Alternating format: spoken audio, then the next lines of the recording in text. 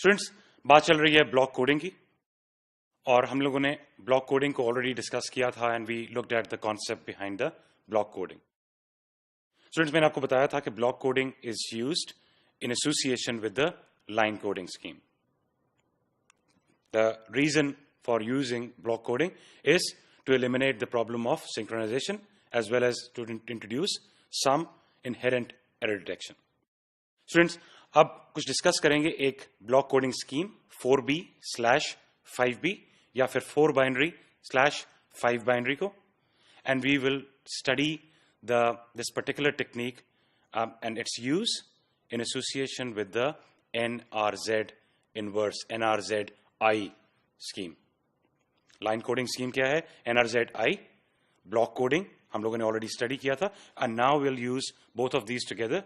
And before we go on to the next slide and start studying it, I'll remind you of the fact that the NRZI line coding scheme had one of the better signal rates. If you remember our discussion, NRZ inverse was better in terms of signal rate than most of the biphase line coding schemes that we went through. But at the same time, NRZI had the synchronization problem. Block coding scheme ka basic advantage kya hai? It allows us to eliminate this synchronization problem. So a very interesting example, we'll use a block coding scheme which is 4 binary/5 binary, and we'll use it with the line coding scheme which is NRZI.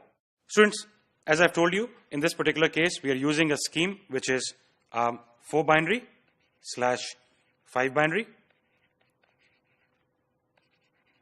M is equal to 4, and as I've told you, N is equal to 5, therefore N is greater than M. So in this particular case, what we have done is, we have done the 4B to 5B encoding of the digital bit stream. Remember the process of division, substitution, and combination. All three of those processes have happened here. Division, substitution, and combination. Once that is done, now we know that we have inserted some redundant bits out here which eliminate the long sequence of zeros. Students, another fact, if you remember, NRZI mein we had an issue with the long sequence of zeros.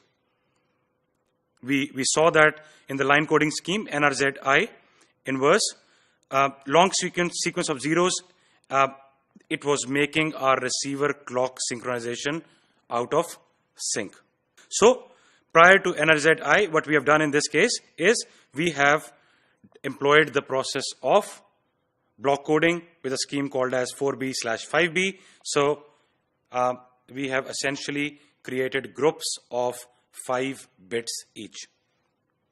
Students, we then do the NRZI encoding using the line coding scheme that we have already gone through, and the digital signal, the resulting digital signal, is sent over the link.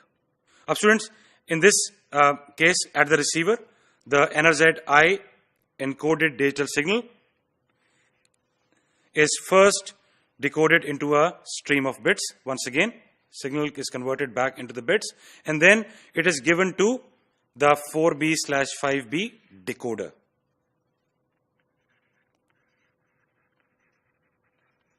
Decoding, whereas on the sender end, we did the encoding. And in this particular case, we have essentially removed the redundant bits that we included at the sending end. So students, just because of those redundant bits, what happened is that NRZI at the decoding end was able to distinguish between the long sequence of zeros. And the problem of synchronization, that is an inherent problem in the case of NRZI, is essentially solved. Students, block coding की बात चल रही है. हम लोगों ने block coding के case में एक example block coding scheme 4B/5B को स्टडी किया था with the line coding scheme NRZ-I. अब स्टूडेंट्स मैपिंग कोड्स को स्टडी करेंगे 4B 5B mapping codes. And as you can see in this particular case आपके ओरिजिनल स्ट्रीम में we have got 4 bits 4B. So the total number of combinations are 2 raised to the power 4, which is equal to 16.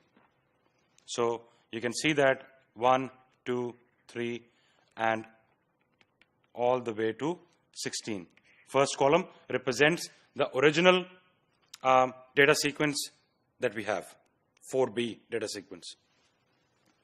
Now students, as you can see, 4 sequential zeros, a sequence of 4 zeros. In the encoded sequence, we have removed this.